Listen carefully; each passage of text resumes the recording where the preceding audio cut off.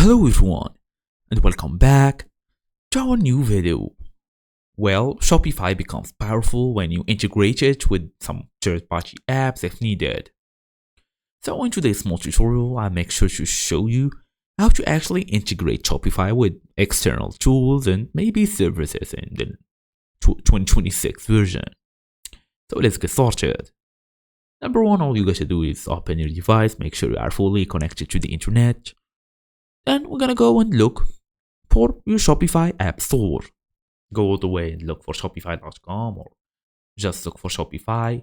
Make sure you log in and use your email address and password, the usual stuff. As for now, we're gonna go to this apps area, then tap on add. Go all the way to Shopify app store, open in a new tab if needed. Then search for the app or service you want to connect. Then make sure you tap on install, click install and approve all of them permissions.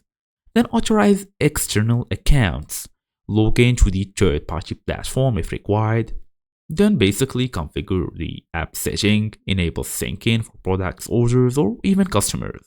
Then test the integration. Place a test order or trigger an event. Check app logs or stats. Confirm data is syncing correctly and properly. Then monitor performance. Ensure the app doesn't show your store as well. And that's basically the main idea.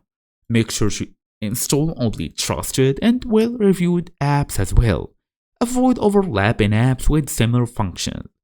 Remove any unused integrations. The usual, like basically, if you don't use an app, just go ahead and delete it.